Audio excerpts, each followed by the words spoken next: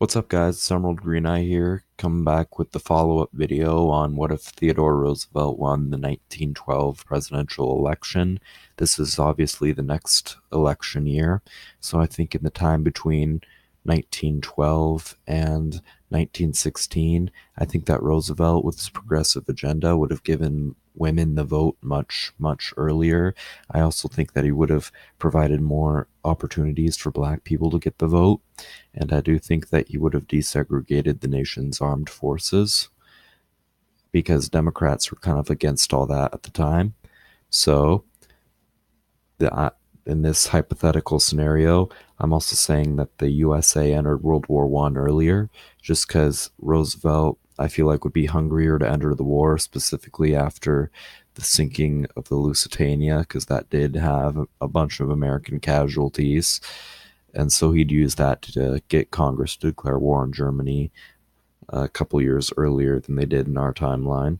So I chose the Democratic nominee as Judson Harmon, former governor of Ohio, because I feel like that the Democrats would realize, oh crap, we've only won one presidential election since the Civil War with Grover Cleveland, so maybe we shouldn't nominate a Southerner like Woodrow Wilson. So this is going to be the scenario. I think that TR would win West Coast because, again, it was rural at the time, pretty Republican, and so was most of the West. So let me just fill that in.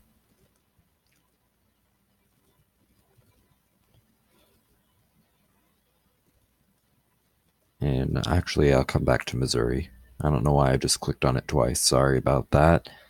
But yeah, so was the Northeast. The Rust Belt was pretty safe Republican at the time. So was Pennsylvania, Delaware. Those were safe GOP. Vermont, most Republican state in the Union. So Rhode Island, Connecticut, Maine, New Hampshire, all these pretty Republican states at the time before the North started going Democratic. So now, since Judson Harmon is from Ohio, I'd say he'd do better in this kind of Rust Belt area, but I don't think, because assuming this is wartime during World War One, I don't think he'd be able to carry the state, and I also don't think he'd be able to carry New York, which is Teddy Roosevelt's home state, come out heavy for him during the First World War, and so that would carry Roosevelt into a fourth term. All right, and I also think that Roosevelt would flip actually states of West Virginia and Kentucky, because I think the miners and those rural white communities would come out heavily for the president during a time of war. And I think he'd also win Illinois again, because that was pretty safe GOP at the time. And I think Massachusetts would also come out for him. So would New Jersey, times of war. And so I think he'd also win Iowa due to that, due to being able to appeal to the rural farming voters. And again, keep in mind, incumbency advantage is already huge, but wartime incumbency advantage, well, depending on how the war is going, is also pretty huge. So, but I don't think that he'd win the Cotton Belt states. So these states right here that these states right here, which were pretty safely Democratic at the time. I do, however, think he'd win Maryland, which was a swing state around this time. So, yeah, I think the Democrats would be able to hold on to their southern votes, such as these. But I do think that Teddy Roosevelt would be able to flip Missouri because I think St. Louis would come out heavily for him, and during this, especially during this time of war.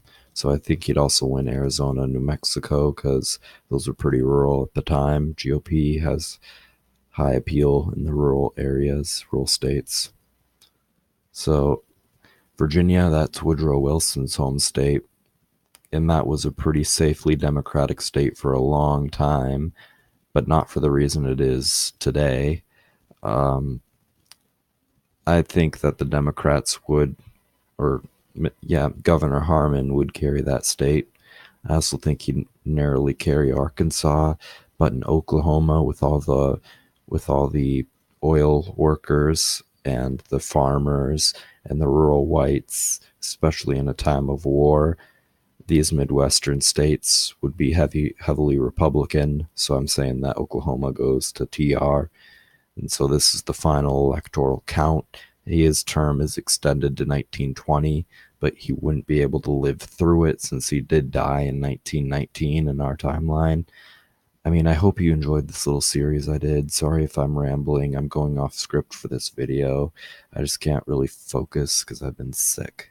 So, this is Emerald Green Eyes signing off. Please, if you want to see something else or something that you think I should cover election wise or even alternate history wise, I've been thinking of getting into those.